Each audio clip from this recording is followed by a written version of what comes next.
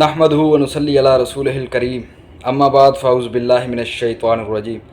بسم اللہ الرحمن الرحیم۔ درود نبی محتشم حضرت محمد مصطفیٰ صلی اللہ علیہ وآلہ وسلم پہ جو وجہ تحلیق کائنات ہیں، جن کے صدقے ہماری عزتیں، ہمارا چہرہ، ہمارا سب کچھ سلامت ہیں، ان کی عظمت پہ لاکھوں کروڑوں درود و سلام۔ آج کل آپ کو پتہ ہے کہ ایک جو امریکن شہری شہباز گل پی ٹی آئی کا وزیر، جس نے ایک نیوز چینل پہ بیٹھ کے ARY نیوز چینل پہ بیٹھ کے اس نے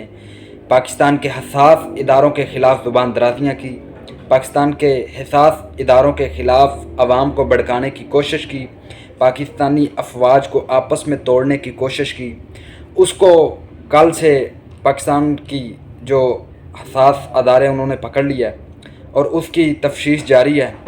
اپنی تفتیش کے دوران اس نے بڑے بڑے راز اگلے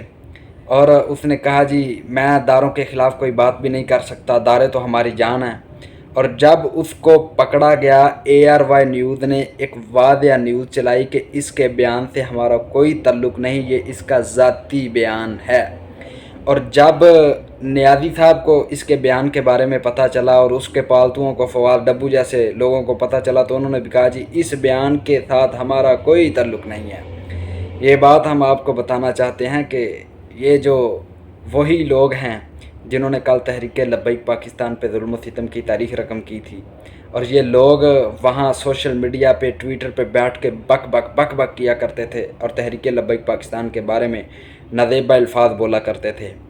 آج ان کے منہ پہ زوردار تماچا ہے۔ اور یہ وہ وقت کے مجدد کی ہوئی دعائیں ہیں کہ نہ تم صدمے ہمیں دیتے، نہ ہم فریاد یوں کرتے، نہ کھلتے راز سرے بستہ، نہ یوں رسوائیاں ہوتی۔ یہ رسوائیاں تو تمہاری ہونی ہیں، تم نے ذلیل ہونا ہے، یہ تو شروعات ہے، انشاءاللہ تم نے ذلیل ہونا ہے۔ کوئی تم کے لیے نرم گوشہ نہیں ہے۔ جو تم نے مسجد رحمت للعالمین کے سامنے کیا، جو تم نے وزیر آباد میں کیا، جو تم نے مسلمانوں کے ساتھ کیا، جو تم نے اشاکان رسول پہ ظلم و ستم کی تاریخ رقم کی، اس کا حساب تو ابھی باقی ہے،